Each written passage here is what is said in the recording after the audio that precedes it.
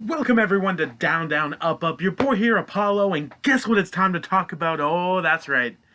The Royal Rumble 2020. A show that did much more than we thought it would, if we're being completely honest. The emotion of the show left you speechless, near speechless, after you had cried and screamed and just completely let everything go. Wow, this is going to be a tough one to run down. It's results and review time. Let's go. Start off with the kickoff, make it nice and easy. Surprisingly, no extra matches were lately announced for this show. Really love that because I didn't have to throw in a second video on YouTube where it's could have been matches that were thrown away for absolutely no reason. Fine with me. Sheamus and Shorty G started us off. It was a fun little match, but no surprise. Sheamus wins, comes back strong, bro kick proves his point. Next up, U.S. Championship match. Andrade, Humberto Carrillo. Carrillo just coming back, but did not win the championship. Felt good about that. This one was one of the ones that was worrying me. But in the end, Andrade just gets it with a roll-up. Still the champion, looking strong. Love Andrade, love Sheamus, no issues. Starting the show, Roman Reigns, King Corbin. This, for me, was going to make or break things. In the end, didn't matter so much. It was a decent enough match. They went over the arena. They put each other through tables. We had the expected interference of Ziggler, Rude, and the Usos. No big surprise. Then all of a sudden it finishes near the dugout. Reigns hits a spear. 1, 2, 3, done. Roman does beat Corbin. Ironically enough, they did not meet up at all in the Royal Rumble match. So this really was just to throw away the feud and be done with it. I don't have any complaints. It was what it was, and I think most of us are still happy that it's over. Me, I was expecting more, but you know what? Nothing else happened. Let's move on. Second match of the night was the Women's Royal Rumble match, and oh, this was a tough one. This was a tough one. You guys know it was hard to really put together the predictions for this when you expected so much at the end. So let's run down this Rumble. We started off with Alexa Bliss, which I actually called quite happily, and Bianca Belair, who decided to turn into a beast. She broke the record for all-time eliminations in one Women's Royal Rumble match. I think it was either 7 or 8 she got. Giving it to Belair. Great job. Gonna go off the list. We got a surprise from Molly Holly as Mighty Molly, the Hurricane sidekick. That was fun.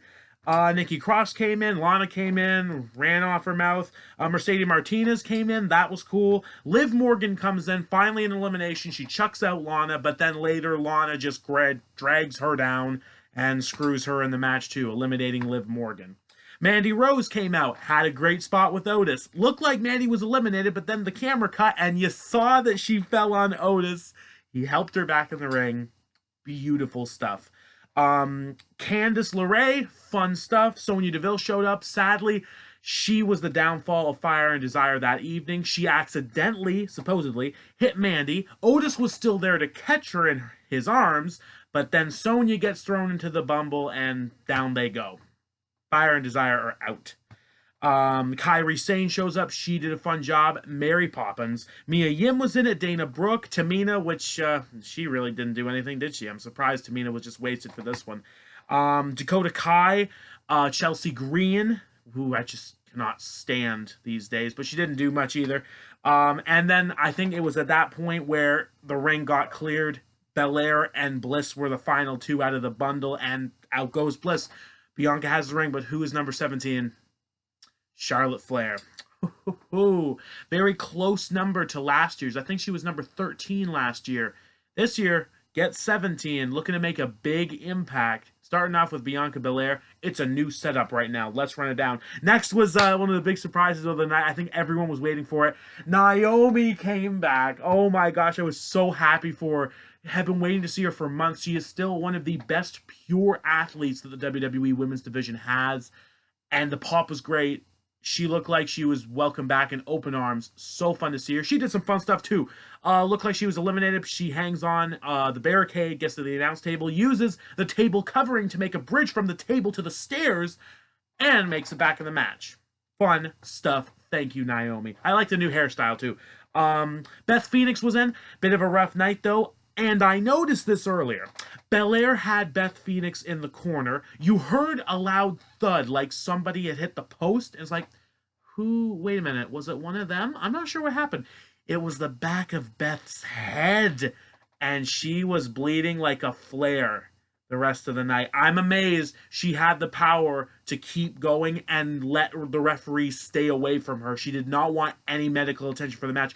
Beth Phoenix, and I've said this before, she is a tough son of a gun. She proved it once again in this match. I want to see Beth versus Charlotte at some point. I guess now it's not going to be WrestleMania, but never say never. Maybe SummerSlam. Toni Storm was in it. Kelly was in it. That was a nice pop. Sarah Logan didn't do much. Natalya, good team up with Beth. And this year was Beth who chugged Natalya out. Big revenge for 2 years ago. Xia Li, Zelina Vega, Chelsea, not Chelsea. I forget the name. Miss Blackheart, the lady who eliminated Shayna Baszler in the NXT Battle Royal. She was in this too. Carmella, Tegan Knox. 29, I couldn't believe this happened. Oh, my friends and I were screaming like nuts. Santina Marella. Oh my gosh. She came out to Rico's music and I lost it. It was one of the funniest things I never thought I would see again. She comes out, and I might as well refer to her as she because it's a female character. Looks like she's going to try to impress Beth. Beth did not like this at all. Neither did Natalya. Then Santina pulls out the Cobra. And then Cobras herself and throws herself out. That was ridiculous. But it was funny. It didn't hurt anything. My only gripe with Otis and Santina, we eventually need to do one of these full matches without men at all. And here's the thing, 2018, I know that was limited, but there were men on commentary. I'm sorry, but for me, I'm still waiting for a women's Royal Rumble match to take place where there is no men shenanigans and no men on commentary. I'm sorry, that's still something that gripes I hold with me. Like, that needs to happen in the next 2 or 3 years. I'm sorry, it just needs to happen. It needs to happen. But it was still funny. Moving on, number 30. Ooh, we were all waiting because we knew who it should be. And then there's the other thoughts floating on our head. Is Nia Jax going to be in this? Is Ronda Rousey going to come back? No. Shayna Baszler. It's a good feeling. Good feeling. Finally, we get the final four. Shayna, Charlotte, Beth, Natalya. As I said, Beth chucked Natalya out. Beth Phoenix really put in the work, but it was her time to go. Charlotte got her out. Actually, no, it might have been Shayna. I forget either way. Beth Phoenix thrown out. Then it looks like, oh, wait a minute. Okay, Charlotte's hanging on the ropes, and she's got Shayna by the head with her legs, but all Shayna needed to do was push her out. She did, and Charlotte hung on and then used her legs again to eliminate Shayna Baszler and win the Rumble. At the time, this hurt, and I completely understand why this was second, but shouldn't be looked on that negative. No. It was just a momentary weakness of, boo, are you serious? No, Charlotte was the only one who was promoting the Rumble every week, and she won it. Charlotte is back in the main event scene of the Women's Championship at WrestleMania. Question is which title, and how are they going to make this important? As far as Shayna Baszler goes, maybe it's a good thing she's not leaving NXT, but a lot of us thought Becky Shayna was on the way.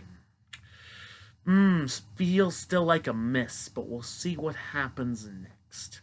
They tried to fool us, but Charlotte wins. Not the biggest surprise, a letdown at the time, but passable. But a great Rumble. Good job. Let's move on. Definitely low point of the show. Lacey Evans, Bayley, SmackDown Women's Championship. Didn't expect much out of this to begin with. This should have been before the Women's Rumble. There's no doubt about that for me. Because there was nothing. This match literally was supposed to be just the match that the people try to recharge, getting ready for the rest of the evening. Because it was a little back and forth, and then all of a sudden Lacey missed, I think she missed a moonsault, or Bayley got the knees up, and then just pinned her. I was like, that's the finish. But here's the thing. I picked Bayley. I knew Bayley was going to win. There's no way they were going to give it to Lacey. Lacey is just fodder right now for Bayley's title reign. If they're going to do Bayley Sasha at some point, fine. But I didn't feel like this was the end. It wasn't. Bayley wins. Moving on. Universal Championship strap match. A lot of disappointment in the first 5 to 10 minutes, but then it got better. Actually, with Daniel Bryan and The Fiend. Amazing catch. The Fiend catches Bryan's running knee into what I call Abigail's end. And here's why. The setup was catching him looking like he's gonna hit end of days. He pushes him forward, but then grabs him back, turns him around, and just Abigail. It was amazing. That was awesome. That was without a doubt the best finisher moment of the night, aside from Royal Rumbles. Unbelievable. I want to see more of that. That was really cool, and that should have been the finish. That should have been the finish. Abigail's End is the best new finish that The Fiend has. I'm starting to get really sick of the Mandible Claw being the finish to the matches. Because eventually, even though Bryan got 2 running knees, wasn't enough to beat him, and then Wyatt gets the Mandible Claw, up he goes, down he goes, and pinned him. That was it. Lackluster ending. Bryan made this feel special, but there was no surprise anyway. We knew The Fiend was going to win, didn't we? I'm pretty sure we did. Moving on. Whew. Becky, Asuka. Becky Lynch, Raw Women's Champion. Asuka, the challenger, one half of the Women's Tag Team Champions. Asuka, one of Becky's last tough stronghold opponents that she's never beat, but she did this time. Asuka goes for missed. Becky kicks her in the gut. Asuka kind of missed it herself, and then Becky got her to tap to the disarmer. Again, I'm not too surprised. The match was okay. I liked the finish. Good job, Becky. Asuka, get back to the tag team scene. We're moving on. It's time to talk about the Men's Rumble. Oh, man, let the emotion fly. We knew Brock Lesnar was going to be number 1. Who was going to be number 2? It was Elias, and that was the biggest letdown of the night. Number 2 had been talked about the most leading up to this Royal Rumble. Of course, this is still a minor inconvenience regarding, like, what's left to talk about in this video. And if you're still here, mwah, love you, you're beautiful. But number 2, man, you had so many options to make this special, and they threw it away. Elias comes out, he sings. Brock gets out of the ring looking like he's going to tear his leg because of the way he fell out of the ring. But then grabs Elias, throws him in the ring. I think he hit him with his guitar, and out he goes. Number 3 comes out. It's Rowan. Out he goes. Number 4, Morrison. Out he goes. Oh, excuse me. No. Number 4 was Bobby Roode. Out he goes. Number 5, Morrison. Out he goes. They treat Morrison like garbage, but Brock's a beast. This is building story. But Morrison being chucked out like that was not cool. He should have been in a better spot, but we're not going to talk about that still. Morrison, you came back to WWE. You should have known they weren't going to use you that special. I hope you're getting a good paycheck. Number 6 was Kofi. That was cool. Not eliminated yet. Out came Ray. Not eliminated yet. Brock's still chewing on them. Then Big E comes out. Big E, Kofi, and Ray. Very close chance. Trouble in Paradise. Big ending. 619. But Brock still chucked them all out. And another gripe. No Kofi Kingston Royal Rumble save this year. Not cool. But thank you, Naomi. You made up for it. Moving on. Cesaro, out you go. Shelton. Looked like Brock was going to be buddy-buddy. They hugged, waiting for the next guy, but then Brock suplexed him. Out he goes. Nakamura, going for a Kinshasa. Out you go. MVP came out, and I just about lost it because I literally heard the rumor only, I think, an hour before the match started that MVP was around. And then he comes out and MVP. One of the people I grew up with, man. Oh, it was good to see him. Very momentary, though. F5, out he went, but it was good to see MVP. Love MVP. Definitely one of the most underrated stars in SmackDown history. MVP.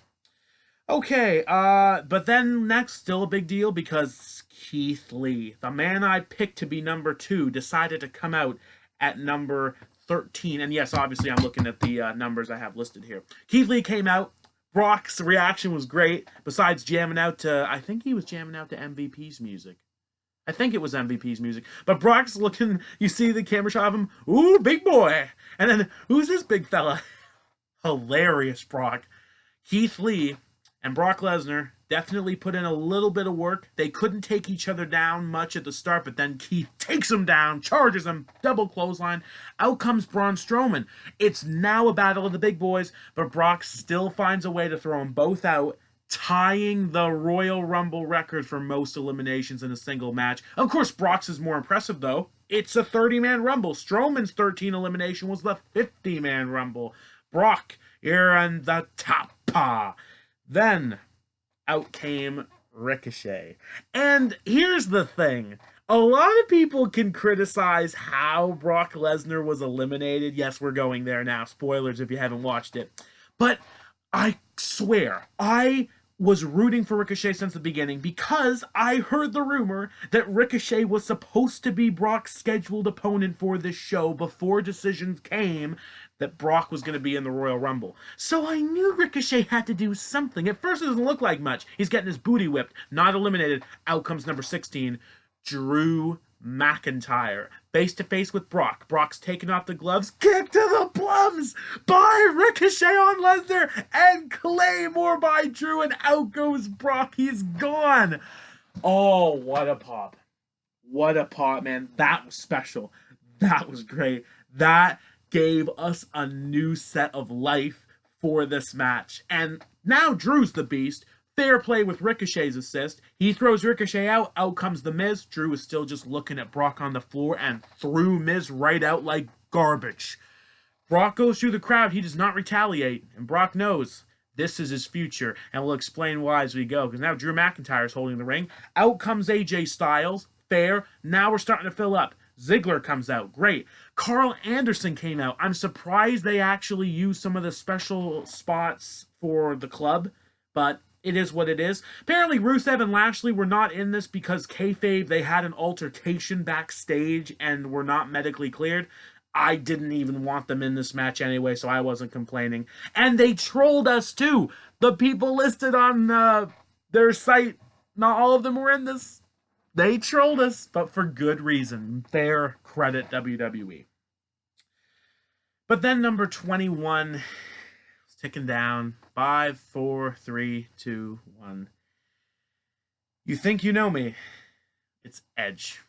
And I think this is where everyone must have either screamed this close to losing their voice or at least shed a tear watching him come out. The building exploded. I nearly started a waterfall of tears down my head because you saw him come out running excited. But then you see him look like he's about to cry. And it's just like, oh my gosh, we have waited nearly 9 years to see you back wrestling in a ring.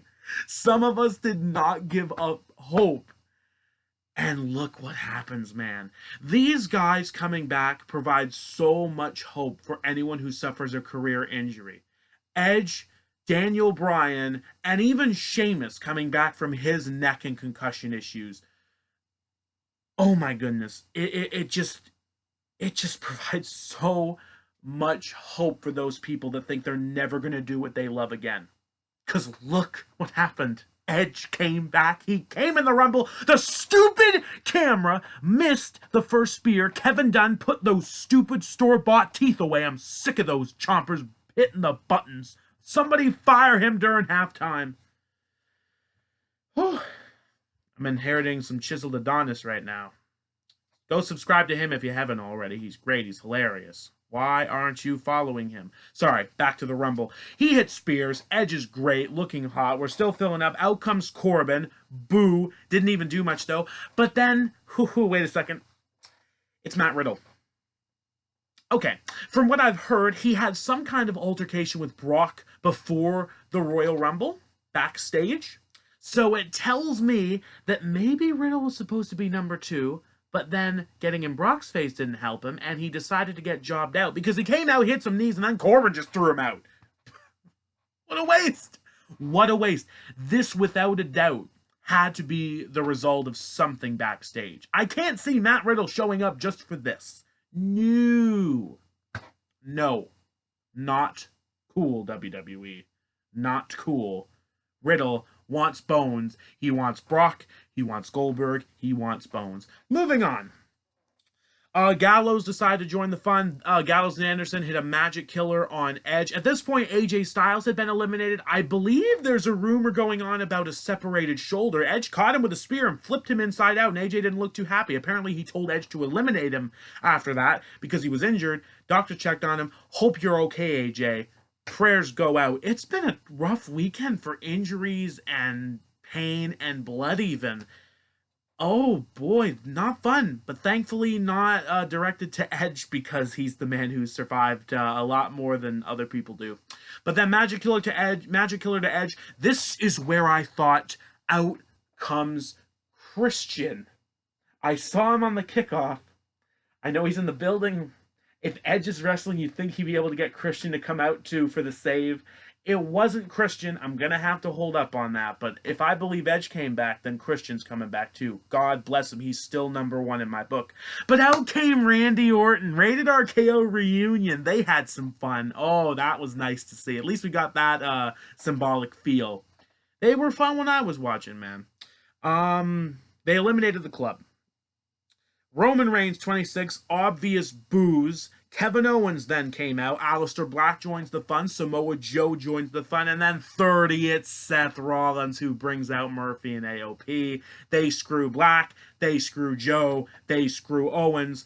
But then poor choices made because Black, Owens, and Joe just said, all right, let's beat him up. They take AOP and Murphy to the back. Seth is left alone. Final 5. Seth, Reigns, Rated RKO, and Drew McIntyre was still in there. Hoo-hoo. Looks like Seth is trying to get some help because he's cornered right now. All 4 of those guys do not like him for obvious reasons. Tries to get Reigns to deliver, even though he'd already stomped Reigns earlier. Reigns looks like he's going to do it. Superman punch. Edge throws Rollins into a scoop slam by Orton. Claymore, and out you go. Seth's gone final 4, but Rated RKO. Even in 2007, the Royal Rumble, they teased they were going to attack each other. This time it came to fruition. Orton looks like he's going to go for an RKO. Edge catches him and says, no, I don't like that. Then it looks like they're going to attack Reigns, but then Edge makes the choice of throwing Randy out. And Orton's reaction was great. The camera had him right after. Orton's like, hilarious.